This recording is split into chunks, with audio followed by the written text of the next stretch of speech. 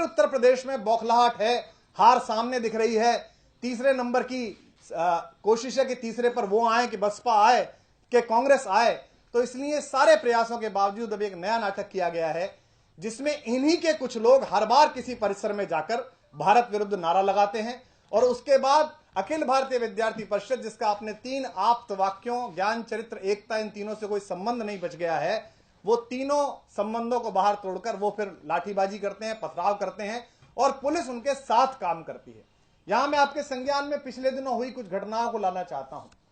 हमारे बॉर्डर से जब भी कभी घुसपैठ हुई, यह भी भारत के इतिहास में पहली बार हुआ कि 40 साल से हम विश्व रंगमंच पर यह कहते रहे कि आईएसआई है जो भारत में आतंकवाद के खिलाफ है, लेकिन यह पहली राष्ट्रवादी सरकार है जिसने अपने ही यहां हमले करवाए जो हुए, उसके बाद आईएसआई को बुला के कहा कि देख लो ठीक से हो पाए कि नहीं आ पाए। पहली बार आईएसआई के अधिकारी भारत में आए और भारत माता के वीर सैनिक सपूत उनकी सेवा में लगा दिए गए। गीदड़ों की अगवानी में सिंह शावकों को लगा दिया गया। यह भी इस देश ने देखा, इस तथाकथित राष्ट्रवादी प्रधानमंत्री और उनकी सरकार के बीच में। यहां यह आप सबको सूचना है, यह मैं पहला अखबार आपको दिखा रहा हूं जिसमें भोपाल में सिम कार्ड बरामद, मोबाइल कार्ड बरामद,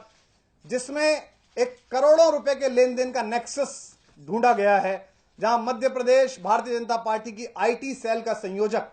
जो वहां के मुख्यमंत्री, वहां के वरिष्ठ नेताओं कैलाश विजयवर्गीय और तमाम नेताओं के साथ जिसके फोटो हैं और उसका पूरा नेक्सस है, हर तरफ बीजेपी के कार्यकर्ता उसके साथ काम कर रहे हैं। और जिसने, आप उसका फेसबुक पेज सर्च कीजिए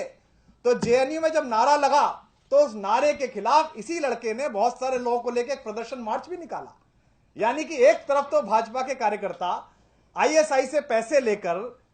भारत में रक्षा जो ठिकाने हैं उनके नक्शे बेच रहे हैं, उनका सामान बेच रहे हैं, इस देश के सैनिक की हत्या का षड्यंत्र रचवा रहे हैं आईएसआई के साथ मिलकर। और दूसरी तरफ ये छद्म राष्ट्रवादी सड़क पर भारत माता की जय के नारे लगाते हुए तिरंगा आगे लेकर, भाजपा का झंडा आगे लेकर चल रहे हैं। ये सब आपने कवर किया, इस पर पूरी बीजेपी मौन है, इस पर मध्य प्रदेश के सारे नेता मौन है, इस पर जरा जरा सी बात पर बच्चे एग्जाम में सवाल की प्राथमिकता कैसे हल करें, इस पर बोलने वाले प्रधानमंत्री अपनी मन की बातों पर मौन है। यह आपके सामने है। इसी तरह आपने देखा होगा, यह भी एक अखबार है जिसमें आईएसआई एजेंट बलराम, जो बजरंग दल का कार्यकर्ता है और बजरंग दल की यूनिट जो इस्तेमाल करता है, आप सब जानते हैं कि बजरंग दल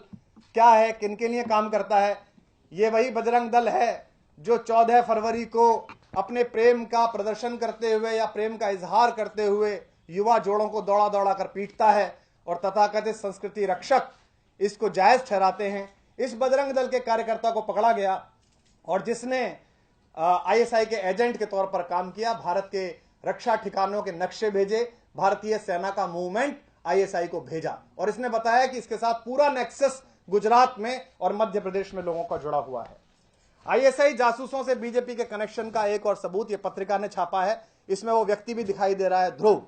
जो वहां पर है, भाजपा के कार्यकर्ता। इन्होंने साफ बताया कि इन्होंने एक सेंटर के नाम पर, एक कॉलिंग सेंटर के नाम पर ये पैसे लेते रहे और आईएसआई इनको पैसे देता रहा और ये जगह जगह भाजपा के कार्यकर्ताओं को पैसे देकर उन्हें अपडेट कराते रहे और भारत के सारे रक्षा ठिकानों के नक्शे और भारतीय सेना का मूवमेंट आईएसआई को भेजते रहे। मित्रों, जिस दिन से भाजपा की रैली कार्यक्रमों का खर्च आईएसआई उठाती है और इसमें यह भी लिखा हुआ है कि इसी कोचिंग सेंटर के थ्रू, इसी कॉलिंग सेंटर के थ्रू भारतीय जनता पार्टी की रैलियों का खर्चा इस लड़के ने और इसके सेंटर ने उठाया है।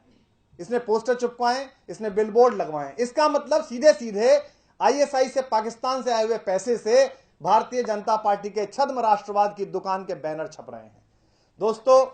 यह पहली बार हुआ भारत में कि बिना बुलाए बाराती की तरह केक खाने के लिए प्रधानमंत्री, जो ये कहा करते थे कि गोली की आवाजों के बीच शांति की वार्ता नहीं हो सकती, वो नवाज शरीफ के यहां पहुंचे और उनके जाने का परिणाम यह हुआ कि पठानकोट में हमें लेफ्टिनेंट निरंजन जैसे बहादुर सपूतों की वर्दी खून से सनी हुई देखनी पड़ी। और उसके बाद यह हुआ कि आईएसआई, जिन्होंने वो साजिश रची थी, वो स्वयं भारत में जांच करने आए और उन्होंने डोजियर फेंक के मारा इस देश के ऊपर, इस प्रधानमंत्री जी के और केंद्र की सरकार के ऊपर, और कहा कि हमारा इसमें हाथ नहीं है, तो आपने खुद कराया है। और अब ये सबूत निकल के आए हैं जिसमें भाजपा के लोग, बजरंग दल के लोग ये सब काम कर रहे हैं। यहां प्रश्न ये उठना है कि देश के कैंपस, चाहे वो जेएनयू का हो, चाहे रामजस का हो, जहां से प्रतिभाएं निकलती हैं, जहां से लोग निकलते हैं, वहां अगर राष्ट्र विरोधी नारा लगता है, भारत के खिलाफ नारा लगता है, कश्मीर की अखंडता के खिलाफ नारा लगता है, तो इसकी असफलता का सीधा सीधा श्रेय केंद्र सरकार का है, प्रधानमंत्री का है, गृह मंत्री का है। आम आदमी पार्टी के विधायकों को सड़क चलते गिरफ्तार करके कीर्तिमान बनाने वाले प्रधानमंत्री जी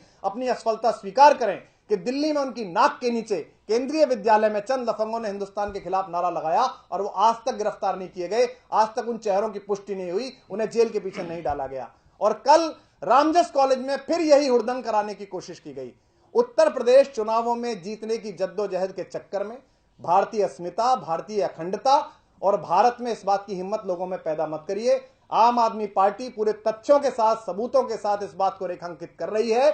कि पाकिस्तान की खुफिया एजेंसी आईएसआई इस समय बीजेपी और उसके संगठनों के माध्यम से, चाहे वो एबीवीपी हो चाहे बजरंग दल हो, अपने पैसे भेजकर कोशिश करा रही है कि किसी तरह से भारत के रक्षा सौदों की बात बाहर जा सके। मैं तमाम राष्ट्रवाद के पैरोकार उन मासूम लोगों से जो इनके चक्कर में हैं, उनसे अपील करना चाहता हूं कि ये अपने पूर्व में राम को ठग चुके हैं।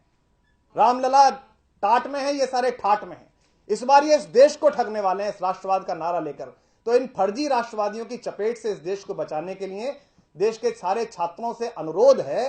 कि अगर उन्हें किसी विषय पर बहस करनी है तो वो एक लोकतांत्रिक अधिकार के तहत एक दूसरे को आमंत्रित करके उस पर विचार विमर्श करें, इनके चक्कर में ना आए। चूंकि इनका सारा प्लान पहले से डिजाइंड है कि कौन आईएसआई से चंदा लेगा, भाजपा के बैनर्स के नीचे लेगा, फिर रैलियां कराएगा, फिर चंद लड़के जाकर नारा लगाएंगे भारत माता मुर्दाबाद के, फिर 5-6 लड़के उनको पीटेंगे और फिर ये राष्ट्रवाद के महानायक बनकर सामने आएंगे। तो हम आम आदमी पार्टी की ओर से देश के तमाम जागरूक नागरिकों को जो पॉलिटिकल इंक्लिनेशन के साथ नहीं हैं, उन सब से अनुरोध करते हैं कि वो मतदान का निर्णय अपने विवेक से लें।